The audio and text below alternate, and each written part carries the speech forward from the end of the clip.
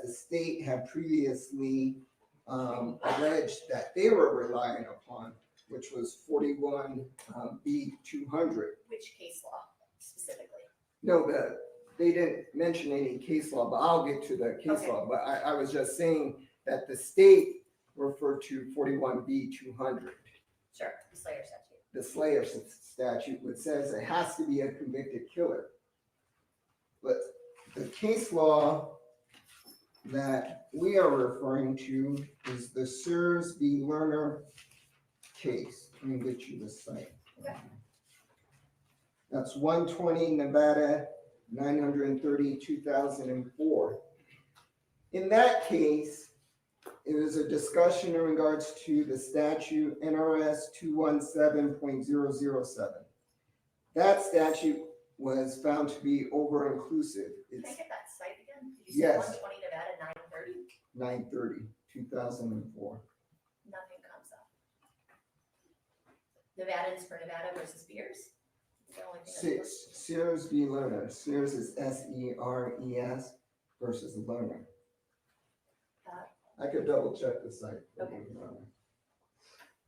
But again, in that case, it was discussing NRS 217.007. The court found that statute to be over-inclusive. And that statute was the right of a victim to receive proceeds from material based upon or related to a crime. The reason why the court found it over-inclusive was because it did not restrict the realm of possible defendants to just convicted felons. Additionally, in that case, in the Sears case, I believe on page 939, excuse me. On page 939, the Nevada Supreme Court cited to the United States Supreme Court of Simon v. Schuster. Simon and Schuster, discussing the Son of Sam statute in New York, voided a provision which denied the recovery of proceeds from telling a story by any person who has voluntarily and intelligently admitted to the commission of a crime for which such a person is not convicted. So basically, the United States Supreme Court threw out a statute on the basis that a person can admit to a crime, but if he's not convicted of the crime, he can still reap financial benefits from that crime. Sears also upheld that in their decision to find NRS 217.007 as over-inclusive. The constitutional analysis that has to be made in this case is a strict scrutiny analysis, because basically with that court's ruling that he cannot benefit from the proceeds of talking about the murder, there has to be a strict scrutiny analysis because it violates his freedom of speech rights. And for there to be a violation of freedom of speech rights, the courts have said in a strict scrutiny analysis, number one, the state has to state a compelling interest, number one. I couldn't figure out what the state's compelling interest is in this one. But mostly I was thinking it was probably because of the victim, but I'll leave the state to go ahead and address that. The victim's being compensated. I'll let the state assert what its compelling interest is.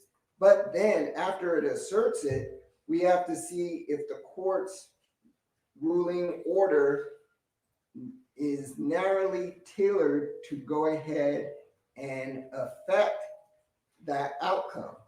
And we don't believe it is, because basically at this point, what we have derived from the court's ruling is he cannot talk about his life story, which he can't.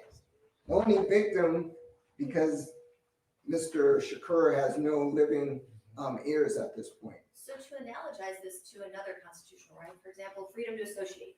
I can, as a condition of bond, I can restrict someone's ability to contact, for example, the victim or children under 18 or things like that. And so the condition of bond, in order to meet those two goals of bond, ultimately the court has greater discretion in fashioning release conditions. And so I think ultimately, to cut to the chase, that's the state's argument, is that this is a condition of bond.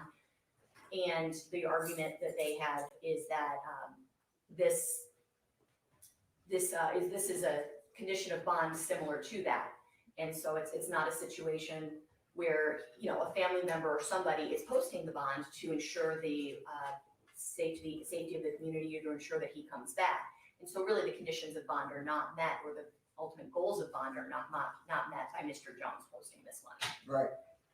And the argument that they presented now was that the condition of bond is that the court has stated is being used to protect the community. Because obviously it's not to ensure his presence. There may have other things to ensure his presence, house arrest and the electronic monitoring. But to protect the community has already been exposed to his life story. They've been exposed to his different recollections of what occurred that night. The community is not being harmed in any way, fashion whatsoever by him telling his life story. I think the harm is probably more future criminality or injury to potential witnesses, as was argued at first, than the community being exposed to the story. But again, all of that has been discussed in regards to his different videos that he's done, to his book, that has been discussed. So there's no additional harm that can be done. What I think would be a better order by the court, if I may recommend such, is that there be a gag order on Mr. Davis from having any conversations in regards to Mr. Tupac. It should not be publicized, printed, disseminated in any fashion until after the conclusion of the trial. This whole order that prevents him from being able to collect money, like I said, it's an infringement on his right of freedom of speech. It drags us down a quagmire that we don't need to be dragged down. But if I'm entering a gag order, isn't that implicating those exact same rights that you just asked me not to? Right, but I think it's narrowly tailored because, again, remember how I started off, that Mr. Jones wanted a 10-part series.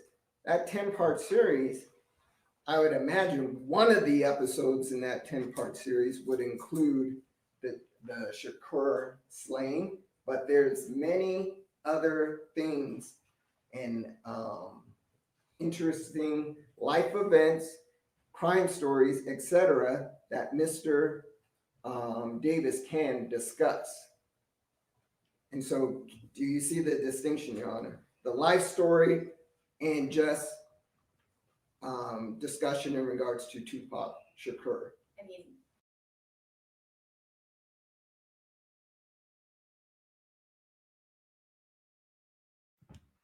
one minute they saying that they bailing him out. Wack is saying they bailing him out for a gift. Then on the other hand, he tells the judge, "Oh, I ain't doing no TV show. I don't do TV." You know what I'm saying? As you know, I'm actually about to really just step out of entertainment. You know what I'm saying? But I just do music. Now you walk right back in the same courtroom to the same fucking judge, to the same prosecutor.